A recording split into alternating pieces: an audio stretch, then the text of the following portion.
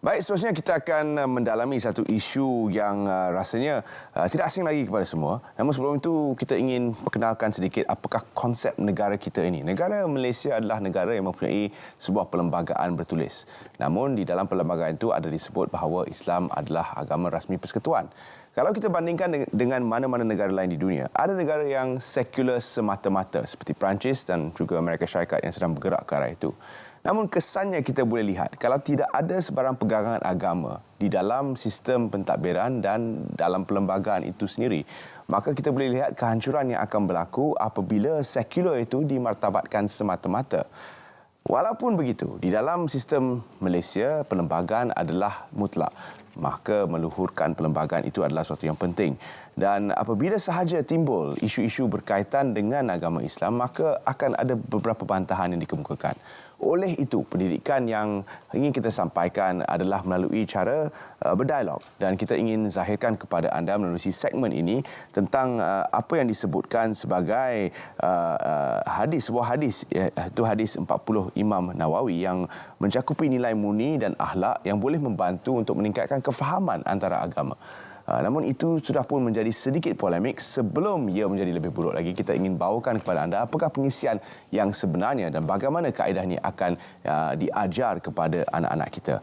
Kita bersama dengan Encik Muhammad Fazril Muhammad Saleh yang merupakan Setiausaha Agung Angkatan Belia Islam Malaysia. Terima kasih kerana sudi bersama kami pagi ini. Terima kasih. Mukadimahnya, apakah sebenarnya kandungan hadis 40 Imam Nawawi? Baik, Assalamualaikum warahmatullahi wabarakatuh. Salam sejahtera, selamat pagi Malaysia, salam kemerdekaan, selamat hari kebangsaan.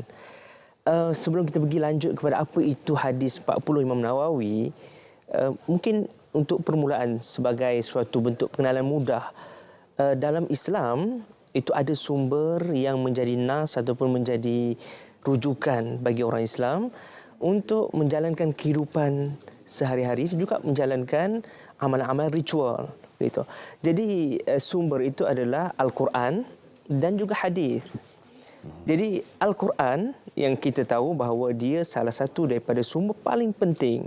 Ia adalah wahyu dari Tuhan yang diturunkan melalui pesuruhnya, iaitu Nabi Muhammad SAW sebagai penutup Nabi dan Rasul yang diturunkan dalam sejarah peradaban manusia. Dan kitab Al-Quran ini jadi pedoman bagi umat akhir zaman. Begitu. Dalam masa yang sama, ada satu lagi sumber, iaitu disebut sebagai sunnah ataupun hadis. Ya. Jadi sunnah dan hadis ini adalah satu bentuk apa saja yang Nabi SAW, Nabi Muhammad maksudnya, melakukan, pelakuannya, percakapannya, perbuatannya, tingkah lakunya, karakter beliau, itu nanti akan dirakam ataupun akan dilaporkan. Itu namanya hadis. Jadi laporan terhadap percakapan Nabi, terhadap perbuatan Nabi, tingkah laku Nabi, respon Nabi, maklum balas Nabi terhadap sesuatu, nasihat Nabi dan lain-lain. Jadi itu jadi pedoman bagi orang Islam. Apa yang dinamakan sebagai hadis 40 Imam Nawawi yang sedang dipolemikkan ini. Bagi kami, polemik ini adalah satu yang mungkin kita kata sebagai salah satu daripada hikmah tersembunyi. Kerana pastinya ia akan membuka lebih banyak ruang untuk dialog dan lebih ramai dalam kalangan rakyat Malaysia dapat memahami satu dengan yang lain dan juga dapat memahami apa itu kitab hadis 40 Imam Nawawi. Sebenarnya kitab hadis 40 ini bukan semata-mata dikarang atau disusun oleh Imam Nawawi. Dan dia bukan kata-kata Imam Nawawi pun. Dia adalah kata-kata Nabi Muhammad SAW atau perbuatan yang kita sebut tadi tentang sunnah, laporan, report, catatan tentang perbuatan Nabi, perkataan Nabi, tingkah laku Nabi, respon Nabi, nasihat Nabi, apa yang Nabi iakan, apa yang Nabi tidakkan, begitu ya.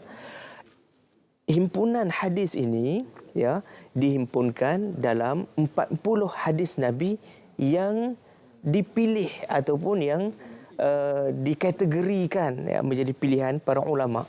Sebelum Imam Nawawi ini meninggal tahun 676 Hijrah. Hari ini kita dah 1445 Hijrah, itu dah kurang lebih 800 tahun lebih meninggalkan kita. Tapi kitabnya masih lagi dipakai sampai hari ini. Saya nak sebutkan tadi, sebelum Imam Nawawi menulis ataupun menyusun kitab hadis 40 Imam Nawawi, sebenarnya ulama-ulama lain, ulama Islam, ilmuwan Islam itu ramai sekali yang telah pun menyusun kitab hadis 40. Ini yang harus kita tahu. Imam Nawawi meneruskan tradisi itu. Dan judul asal bagi kitab ini adalah Al-Arba'un fi Mabanil Islam wa Qawaidil Ahkam, yang bermaksud 40 hadis tentang asas-asas agama Islam dan juga tentang metodologi dalam hukum dan syariat. Begitu. Jadi kenapa ianya dipilih 40 hadis ini dipilih untuk dijadikan sebagai kandungan kurikulum untuk diajar kepada anak-anak kita, tak mengira bangsa, tak mengira kaum? Apakah sebabnya? Baik, saya fikir polemik ini bermula apabila Kementerian Pendidikan Malaysia meluncurkan satu bentuk modul penghayatan hadis 40 Imam Nawawi. Dan saya sebutkan tadi, Imam Nawawi dah meninggalkan kita lebih 800 tahun, tapi kitabnya, ini salah satu daripada kitab beliau yang menjadi kontribusi ataupun sumbangan kepada umat yang masih digunakan sampai hari ini. Apabila pengumuman itu dibuat oleh KPM dan Kementerian Pendidikan melalui Menteri Pendidikan menyatakan bahawa modul penghayatan hadis 40 Imam Nawawi ini akan diperkenalkan di sekolah-sekolah agama dulu, ya. Itu sebagai projek rintis. Sekolah Menengah Kebangsaan Agama SMKA dan SABK Sekolah Agama Bantuan Kerajaan. Sebelum kemudiannya nanti akan dipanjangkan program ini, modul ini akan diterapkan kepada guru-guru dan murid-murid di sekolah kebangsaan. Tapi jaminan oleh KPM, ia akan menjadi sebahagian daripada elemen pengukuhan dalam subjek pendidikan Islam. Dalam kata lain, modul ini adalah sesuatu yang biasa, dan sebelum ini pun sudah pun ada pengajian hadis ataupun sebahagian daripada kandungan dan elemen hadis di dalam pendidikan Islam, tapi ini sebagai satu bentuk pengukuhan, ya. Dan di dalamnya, mengapa penting? Saya sebutkan tadi, mengapa penting? Kerana hadis 40 tentang asas agama yang disebutkan, atau dirangkumkan, sunting oleh Imam Nawawi, ini adalah sebahagian daripada elemen-elemen penting ajaran pokok dalam Islam, dan macam mana dalam konteks bukan sahaja pengabdian ataupun pelaksanaan kehidupan dalam bentuk ibadat kepada Tuhan, tapi juga bagaimana hubungan dengan manusia. Jadi di dalam hadis yang 40 ini sebenarnya bukan ada 40 hadis, ada 42 hadis. 42 hadis. Ya, tapi itulah tradisinya. Hadis 40 Al-Arba'in An-Nawawiyah, hadis 40 Imam Nawawi, di dalamnya ada menyebut tentang bagaimana hadis yang pertama sebagai contoh, kepentingan niat. Jadi niat yang baik akan membawa kepada tindakan yang baik. Bagaimana niat kita itu akan membawa kepada natijahnya. Kalau baik niat, maka baiklah natijahnya. Ada lagi hadis-hadis lain tentang bagaimana kita berlaku ihsan, seolah kita beribadat kepada Tuhan, melakukan kegiatan sehari-hari, ya, an ta'budallaha ka'annaka tarah, sebagaimana Tuhan melihat kita. Kalaupun kita tak nampak atau kita tak tahu Tuhan melihat kita, atau kita tak nampak Tuhan melihat kita, yakinlah bahawa memang Tuhan Maha melihat, begitu. Ada lagi banyak lagi elemen lain mengukuhkan akal budi, akhlak dan juga pribadi bagi anak-anak didik, dan bukan hanya untuk anak didik sahaja, juga untuk guru-guru dan juga anak didik, sebagai satu elemen penting.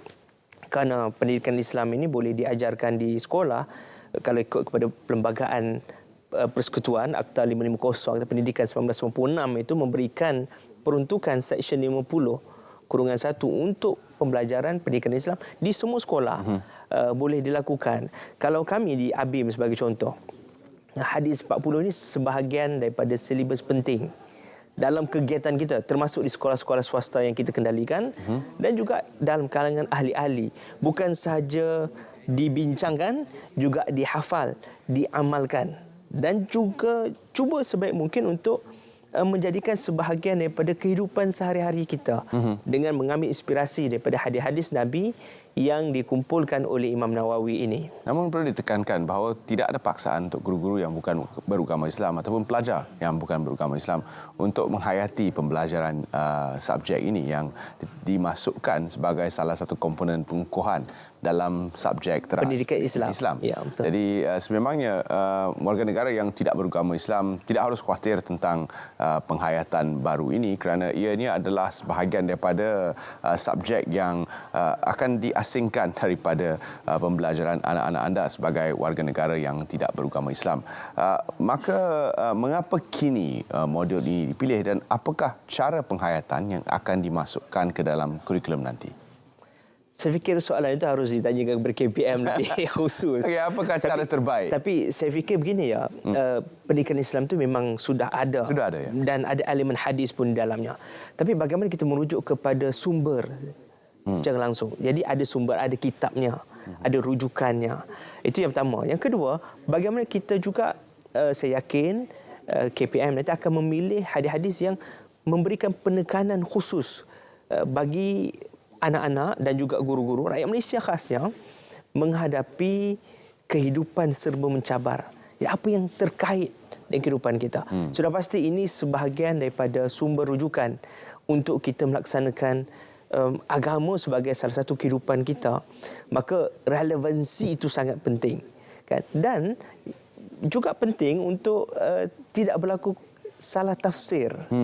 Ya, kerana apabila hawa nafsu menguasai diri dan ada kepentingan-kepentingan lain yang menjadikan sebahagian orang mungkin salah mentafsirkan sumber yang menyebabkan nanti berlaku lebih banyak kekacauan ya. Atas sebab yang demikian, pertama, ia mesti diajar ataupun diterapkan dengan cara yang benar melalui kaedah pemahaman yang benar.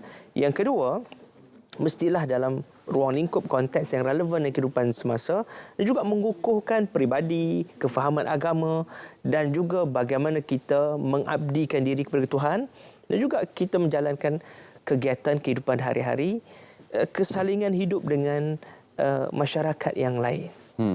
Saya nak petik satu hadis kalau dapat ya. Silakan. Dalam hadis yang dikumpulkan oleh Imam Nawawi ada disebutkan antara lain bermaksud sekiranya kamu beriman kepada Tuhan dan hari akhirat maka bercakap yang baik falyakul khairan aw liyasmut atau diam saja.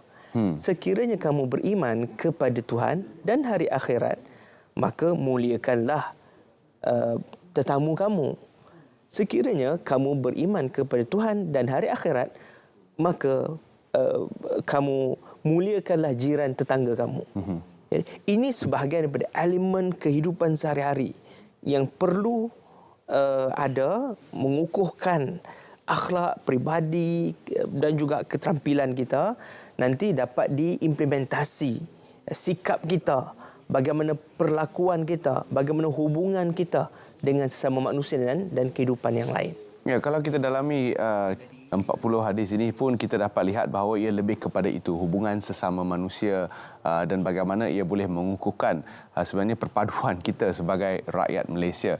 Jadi dalam konteks itu penghayatan kitab 40 hadis Imam Nawawi ini akan membantu anak-anak kita untuk memahami bahawa kita hidup dalam konteks dunia yang lebih luas dan memerlukan kesaling hubungan antara kita.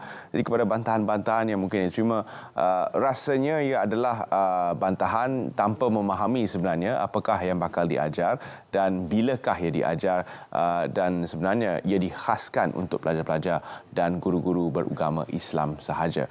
Jadi ini adalah mungkin diskusi pertama kita berkaitan dengan isu ini. Mungkin kita akan panjangkan lagi dan sekiranya anda mempunyai apa-apa komen, sila komen di bawah kepada anda yang sedang menonton melalui Facebook Live dan juga YouTube dan kita akan cuba untuk mengangkat konsep-konsep yang anda bawa untuk perbincangan di masa hadapan. Terima kasih kita ucapkan. Terima kasih bersama kami pada pagi ini untuk membincangkan isu ini Encik Muhammad Fazril.